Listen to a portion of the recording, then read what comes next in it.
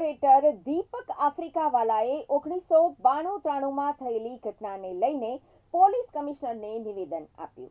આ મામલે આરોપી ઉપર નજર રાખવા હુલ્લડોના કેસના સાક્ષી અને જાહેર સેવક દીપકભાઈ આફ્રિકાવાલાએ આજે સુરત પોલીસ કમિશનરને આવેદનપત્ર પાઠવ્યું છે। આ અંગે જાહેર સેવક દીપક આફ્રિકાવાલાએ જણાવ્યું હતું કે હું આજે સુરત પોલીસ કમિશનરને આવેદન પાઠવવામાં આવ્યું છું।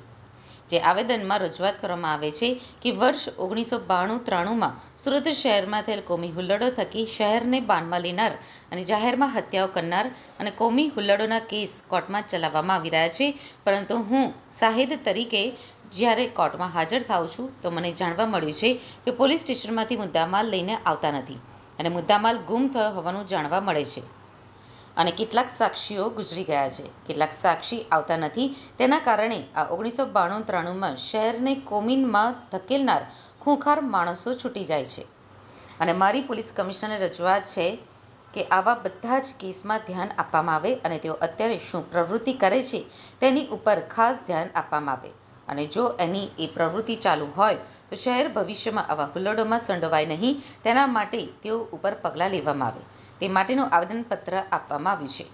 જે તે સમયે આ બનાવો નાનપુરા, સોની ફળિયા, ભાગા તળાવ, કોર્પોરેશન ઓફિસની પાછળ બડેખા, ચકલા સહિતના 8 કેસમાં તેઓ સાક્ષી છે। હું દીપક આફ્રિકાવાલા જાહેર સમાજ સેવક છું।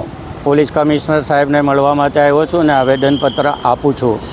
1992-93માં સુરતમાં ખૂંખાર ગુનેગારોએ ઘણા મર્ડર કર્યા છે અને ઘણાને મોતને ઘાટ ઉતાર્યા છે, ખાનગી ફાયરિંગ કર્યા છે।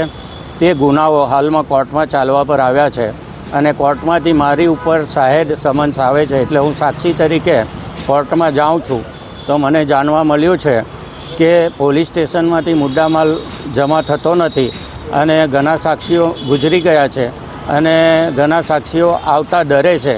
તેને કારણે આવા ખૂંખાર ગુનેગારો છૂટી જાય છે, નિર્દોષ છોડવા પડે છે કોર્ટે।